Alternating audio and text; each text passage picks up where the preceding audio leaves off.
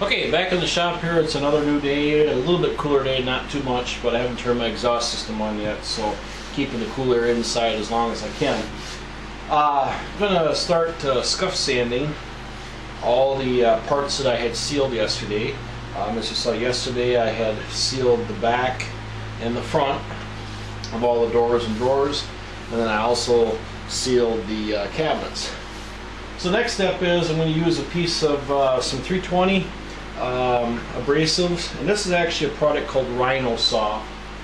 And I'm not here to advertise it by no means, but somebody on YouTube, I want to say his name Charles Neal, was talking about these a little bit, and I found them online at abrasives.com, and they're really inexpensive. They're like $10 for 20 of them, so it's 50 cents a piece. And they're similar, but they're different compared to the other pads that are out there. It's about 3/16 thick and probably about 4 by 5 inches in size. And 3M makes some, Mirka makes some, Unita makes some, Carborundum makes some. I think you can get them through Klingspor. But anyways, I know the 3M and the Mirka, they run a couple bucks a piece for sure. And I don't really think that they're all that great. What these guys did here is they just took an ordinary, probably like a C-weight paper, and they glued just a piece of foam on the backside. Same principle, and you can literally tear them if you need for a smaller piece. You can crumple them up and they still cut. And it seems to last a while. So anyways, if you want more information, I can tell you as far as where I found them, but the internet, they're on the website. It's called abrasives.com. So anyways, we're just gonna scuff the sealer up really good.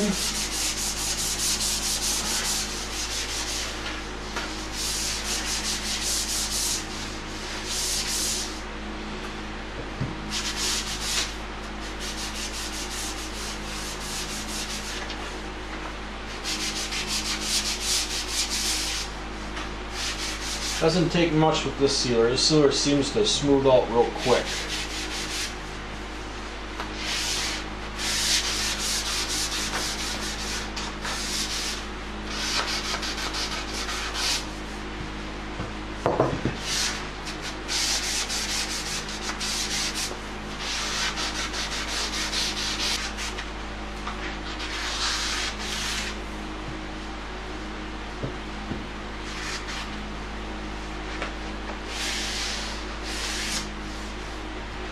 Gotta be careful when you sand the sealer, you don't get too aggressive, because you can actually wear through the sealer if you're not careful and go down to the stain and possibly take some bare wood with it. So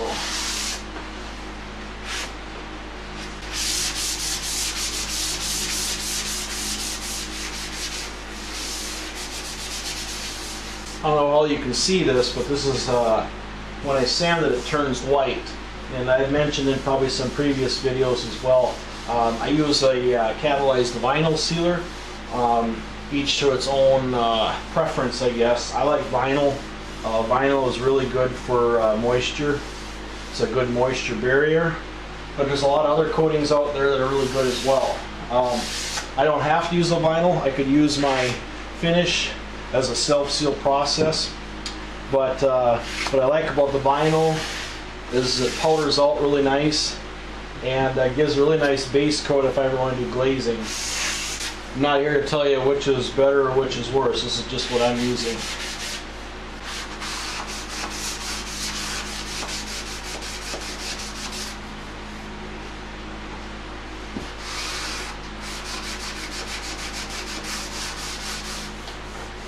I can just take this pad, just kind of fold it up and make it form to its own profile.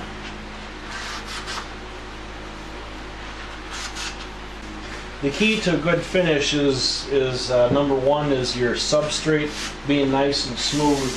Number two is making sure that your sealer is nice and smooth before you put your final coat on. Any lumps in the sealer will protrude into the final finish, and the final finish will actually magnify it. 2 down, 9 more to go, not including the cabinets. I've used some coatings in the past that didn't quite have this kind of property as far as sanding the sealer. It's all in the makeup of the manufacturer as far as what type it is, what type of resins, the polymers, just everything that goes into a coating. And a sealer is a lot of sanding agents and what they call also known as a slip aid, which basically helps it slick up really nice. Now in the summer months, depending on the coating you're using, you might end up having to deal with a situation called blushing. And that's actually where the air is so heavy because there's so much moisture in the air that the moisture actually gets trapped underneath the wet film that you've just applied. Typically it applies to lacquers. It can apply to some other finishes as well. Depending on the manufacturer. I have seen a conversion varnish blush already, but it all depends on as far as what's in that conversion varnish. Manufacturers use terms very loosely as far as what the finish really is. There's one manufacturer out there that was calling their coating a high build pre-catalyzed conversion varnish. Well, typically varnish doesn't contain nitrocellulose. And in the MSDS, the very first thing that was listed was nitrocellulose. So the marketing aspect was that they say, hey, it's a pre-catalyzed conversion varnish or conversion coating. And there again, you know, it all depends on what it is you're actually looking for and what you expect out of it.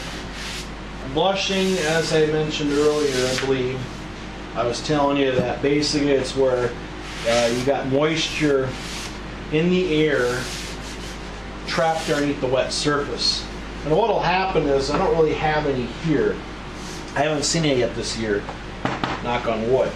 But basically what will happen is if you have blushing, the surface of, I got a little bit right here actually, the surface of the coating will turn white or kind of turn hazy looking. And what's happened is the coating has dried too quickly and has not allowed the moisture that is in the air and underneath the coating to rise to the surface. So typically what happens is if you have a coating that's blushed, and let me take a step back. Lacquers are typically the norm for blushing. You get a really humid day, say above probably 70% humidity, you can pretty much almost bank on blushing. Now, blushing isn't the end of the world. I mean, it is fixable. It's a pretty easy fix, but it's still something that you have to deal with. For me, for example, this sealer will blush for me occasionally. Now, even though it's a vinyl, there's still some other resins in there that are probably still susceptible to blushing. But for me, if I have this sealer blushing, for example, what I'd have to do is I have to add a solvent to the sealer that's called butyl-Cellulosol. And what it is it's a solvent that basically slows the drying down. It basically slows the cure time so that way the finish stays wet longer to allow the moisture that's trapped in the film to raise to the surface and evaporate. About a year ago I made some bathroom vanities. I did a series on, I think it was custom cabinetry or custom vanities or something. It's like a 7 or 11 video series. That particular one, I was dealing with some blushing, and we were probably at, the humidity that week was probably, I mean, it was probably 80% if not more. I mean, it just, you're just standing and you're just dripping. I knew I shouldn't have been finishing them, but I was bound and determined that I was going to get them done. So I called the company that represents, or the manufacturer, and I talked to somebody in the chemical coatings department and told them what I experienced, and they said, yep, know exactly what you're talking about, had a number of phone calls today about the same thing, here's what you do. And it turned out to be that I just have to add 2% of this butyl-Cellulosol to slow the film down so it doesn't dry as quick. Now it still cures like normal, It's just that initial time when it's flashing off, and the flashing off process basically is when you spray out or you brush out a coating in its wet stage. As it's wet, it's flashing off. It's basically releasing the gases from the solvents that are in that coating. And as those solvents release and they evaporate or flash off into the air, the coating, the film starts to form, and then it starts to get kind of a little bit maybe a duller look, and it starts to look kind of tacky, and then eventually it just dries to where you can handle it just like this here. This particular coating will dry in about 10 minutes, and I can sand it in 10 minutes. But I've learned that to get this nice powdered out look, and so it really sands up nice, just let it sit overnight.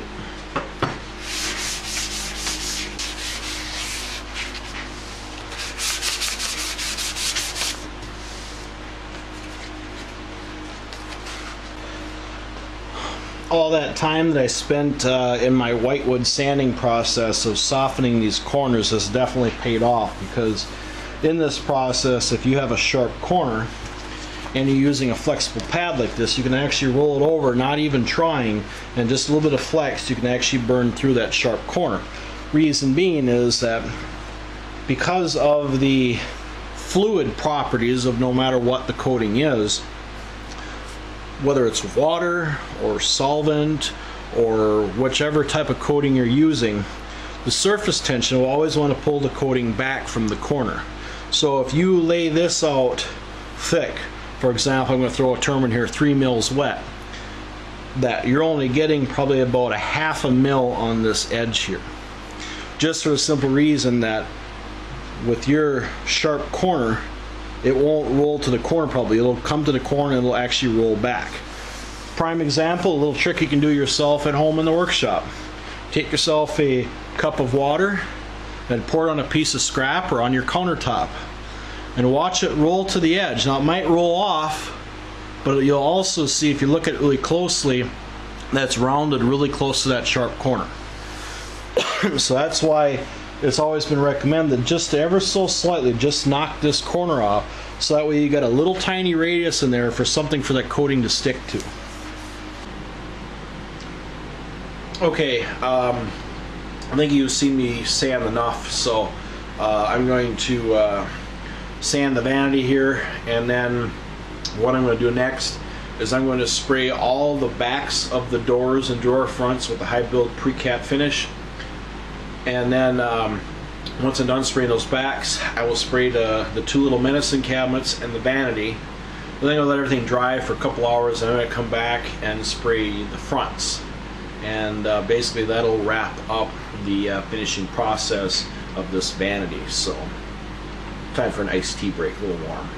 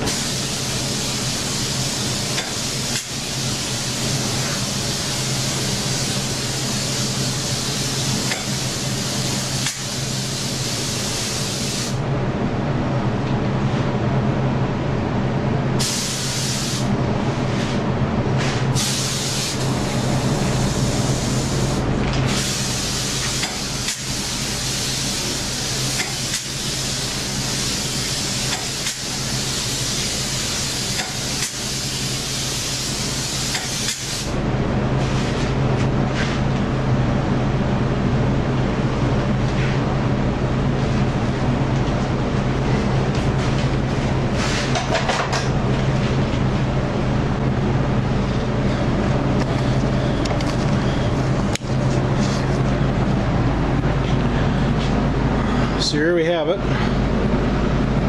Oh, I can see myself. It's a mirror. Alright, stop being funny. Anyways, so here it is. The inside finished out. Inside the drawer stack.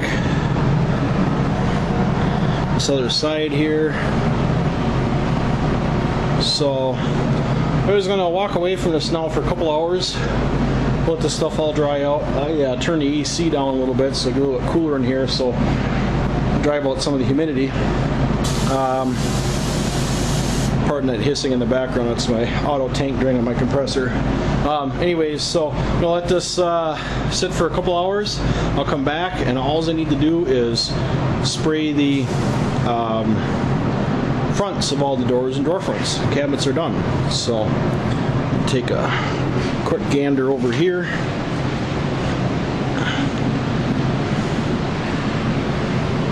These are drying up nicely.